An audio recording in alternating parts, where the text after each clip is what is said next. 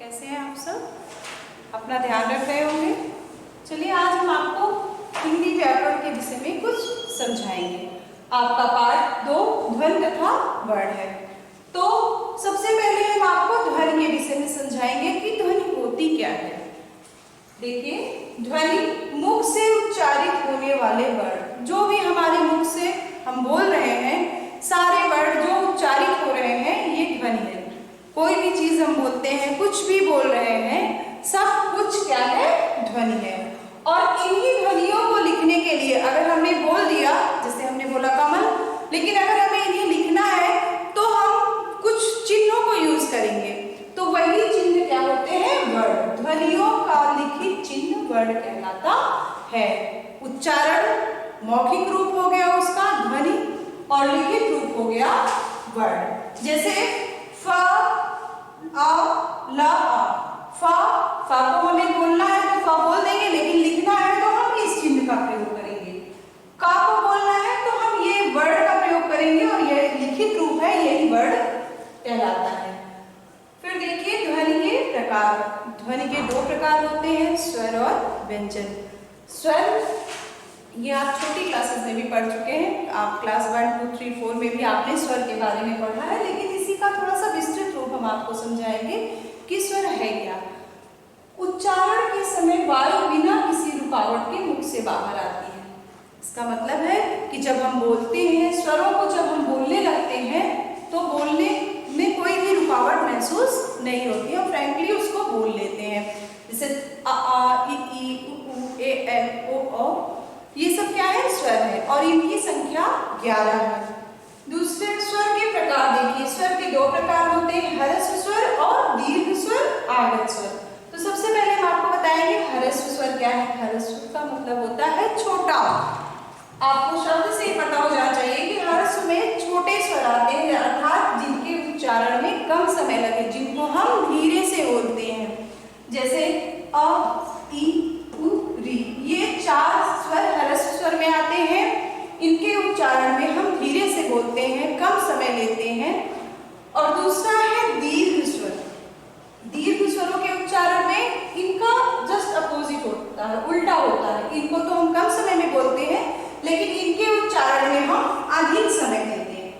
जैसे हम इनको तेज से बोलते हैं, जैसे छोटा आ था तो अ, लेकिन अब हम इसका दीर्घ रूप है तो अ को आ, ई, उ, तो ये तेज से बोलते हैं, ज्यादा समय लेकर बोलते हैं, इसलिए इनको हम दीर्घ स्वर कहते हैं। और इनकी संख्या 7 है। कितने होते हैं? 7। ह्रस्व स्वर कितने हैं? 4, और दीर्घ स्वर 7। फिर है आगत स्वर। आगत स्वर से नाम से ही आप समझ जाइए कि आए हुए। आगत अर्थात आए हुए। ये हमारी वर्णमाला में नहीं है। जो हमारी हिंदी वर्णमाला है उसमें इन स्वरों का कहीं भी वर्णन नहीं है। ये विदेशी शब्द हैं, विदेशी भाषा से आए हैं और हिंदी भाषा में प्रयोग किए जाने लगे हैं।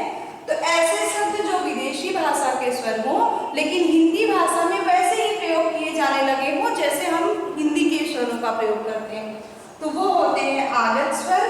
जैसे इनका उच्चारण अ, ये हमारा अ है, दीर्घ स्वर, लेकिन आगत स्वर में उच्चारण में अ, थोड़ा सा आ को हम ओ में मिलाकर बोलते हैं, आ के साथ ओ को मिलाकर बोलते हैं। अ, इसका उच्चारण है अ।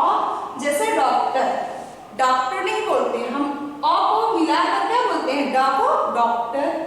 चॉकलेट, कॉफी, इन शब्दों के उच्चारण में हमने इस चिन्ह का प्रयोग किया, और इसका उच्चारण हमने ओ को मिलाकर किया। तो स्वर के 3 प्रकार होते हैं, ह्रस्व अर्थात कम समय वाले, दीर्घ अर्थात अधिक समय वाले, और आगत अर्थात विदेशी शब्द जो विदेशी भाषा से आए हैं। फिर हम आपको बताएंगे व्यंजन। व्यंजन मुख से निकलने वाली वायु के मार्ग में रुकावट। व्यंजन को बोलते समय हम थोड़ा सा रुक के बोलते हैं, और व्यंजनों को बिना किसी स्वर की सहायता से नहीं बोल सकते। किसी भी व्यंजन में स्वर मिला हुआ होता है। जैसे अभी हमने यहाँ आपको समझाया फ प्लस आ, फ में आ मिला हुआ है। फा को बोलने के लिए हमने आ को मिलाया है। बिना स्वर के उच्चारण के व्यंजन नहीं पूरा होता है। व्यंजन के अंतर्गत आता है विसर्ग,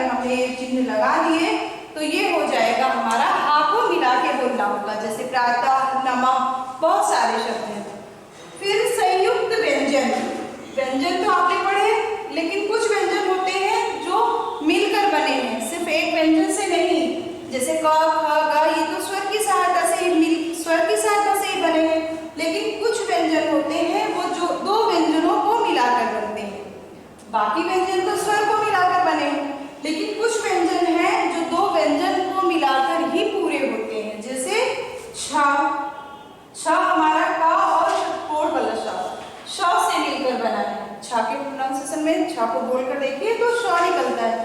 तो छ किससे किससे मिलकर बना है? का और श, प्लस स्वर तो मिला ही हुआ है।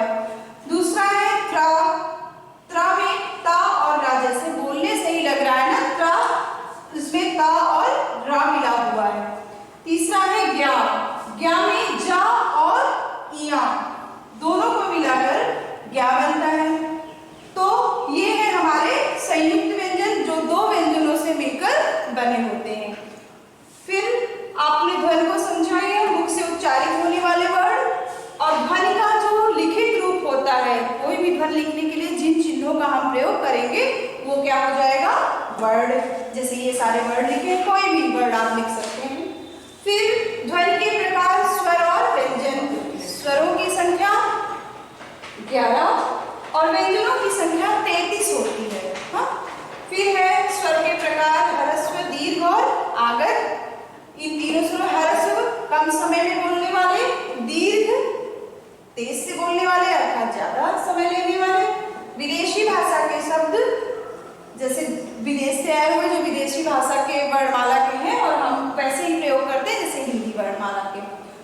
विसर्ग उच्चारण हा की तरह होता है, जैसे प्रातः, नमः। और संयुक्त व्यंजन एक से अधिक व्यंजन मिलकर बने होते हैं।